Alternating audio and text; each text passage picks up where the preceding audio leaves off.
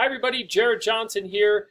We're going to look at how to use your account history details on Tastyworks web-based platform.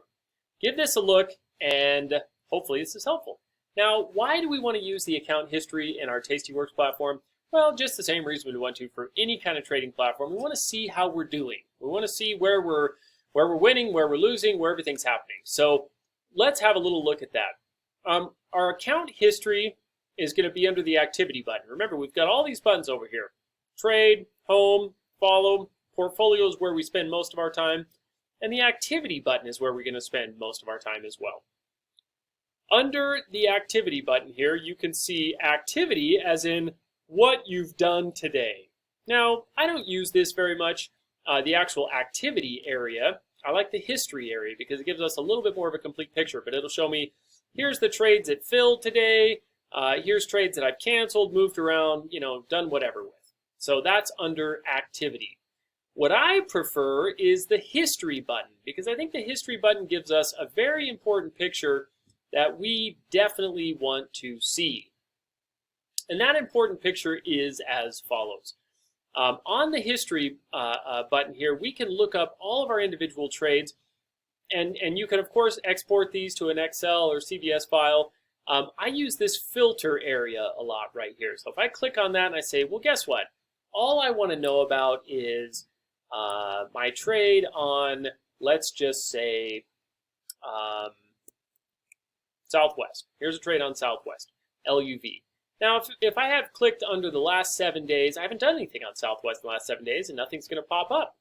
But since I know that I haven't done too many trades on Southwest in the last little while, I'll just go down to my start date, and I'll just sometimes hit the down arrow and say, show me what I've done on Southwest in the last year. And I think I've only done one trade on Southwest in the last year.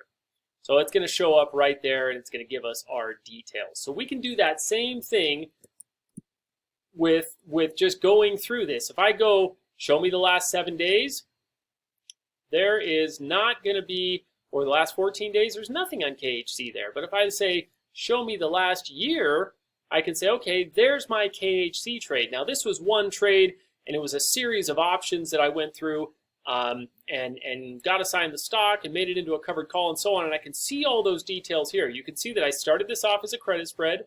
I sold a $32.50 put, and I bought a $32 put. And then I closed my $32 put so that I could have a naked put and get assigned the stock. And I got assigned the stock, and the other option was, the option was removed. And it just tells me here, okay, then I sold a $32 call, and I bought my $32 call back, and I sold a $31 call, and so on. And it'll tell me, now, if I have done multiple trades on KHC, it's all going to pop up here, right? But since I've only done one trade, and it's a series of trades for this one position I had on KHC, it's going to tell me all the details, right? That's what I paid, that's what I was paid, so on and so on. And the end result was $152. It's going to tell me, all the fees and all the details that went along with this trade are right there, and I made $152. So I can see in a very quick glance everything that I've done on KHC. It'll just give me that nice amount right there. I use the account history quite a bit because it's a great way to calculate break-even prices. If you know you've only had one trade on whatever stock, it's a great way to calculate that break-even price by just saying, I think here's a trade that we recently did as well, SRNE. And again, this was just one trade. And you can see that, I had various things happen and $67 per contract of profit. And that account history will just walk me through it. So we click on the little filter, the little funnel button right there.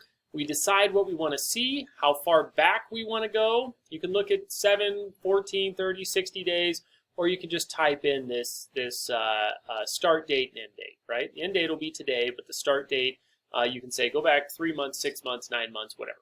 And then once we've typed in what we want to see and when we want to see it, then we hit that button once again, and voila, everything is there. So we've got our activity button and our history button. Again, all I really use is the history button because I want to see what my trades are doing, how they're working, what's going on, and so on. And again, it's a really great way to calculate your break even. If I have, for example, this right here, this Macy's trade started off as a credit spread. And if I'm saying, okay, there's $80 per contract right there, but I've closed part of this, how can I find out what happened? Well, I go to activity, history, I go over here and I type in M, and it tells me, right? I bought the $10 put for 40, I sold the $11 put for 80, and then I sold my $10 put for 11. So there we are. And then I can apply all of that to what is going on over here with this trade. So it's a really great tool. Get very familiarized with your account history. That's just such an important place to be. Understand where you are, how everything's playing out, what's going on, and you can see all of that in your account history.